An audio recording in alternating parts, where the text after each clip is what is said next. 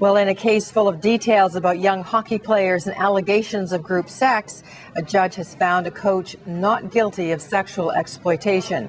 David Frost faced 4 charges in connection with his time as a junior hockey coach in the late 90s. Tom Harrington is at the courthouse in Napanee, Ontario, with more on the judge's ruling today.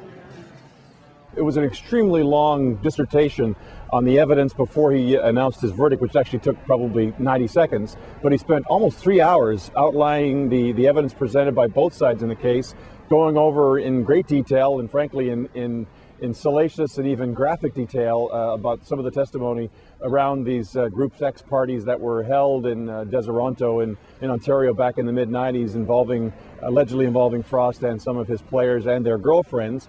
And he raised inconsistencies with all of the witnesses, in fact, and all the testimony he had heard, and felt that he hadn't been convinced by almost any of them completely that they were being totally forthright with the truth. But he did make a couple of points. In general, he said, look, this isn't a trial about hockey. I'm not a hockey expert, and I'm not an amateur psychologist. I don't know about the culture of the game, but this trial is not about that. Although he did say that the things he heard about the attitudes of junior hockey players and young hockey players towards girls and young women as playthings, as toys, as he called them, sex toys, he found reprehensible, and as a culture that really had to change. But that was something for another day and for another jurisdiction, not his courtroom.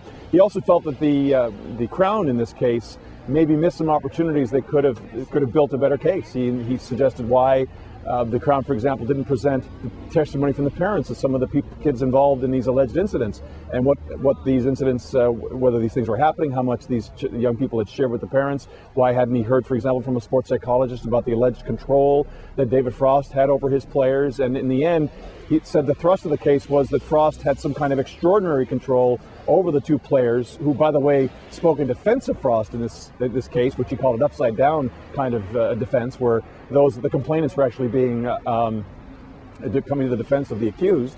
But he said in the end, he saw really no solid proof that Frost had some kind of extraordinary control over these players who would do just about anything, including engaging in this alleged sexual activity when they were teenagers back in their hockey playing days with the Quinte Hawks in Deseronto, 1996-97. The players in their testimony talked a lot about the various sexual encounters they'd had as young people and as teenagers playing junior hockey. He said this kind of culture disturbed him, and he said this is something that needs to be looked at by those in authority in junior hockey about what kind of culture it is that these young men are going off into as teenagers, living away from home, away from their parents, living with families, obviously billeting as the culture of junior hockey, but essentially as teenagers given a lot of responsibility, and depending on who their coach may or may not be, may have a negative influence on them. So the judge, Griffin, was pretty clear in that he felt that was a culture that really was disturbing to him, and felt it was such a culture that needed to change.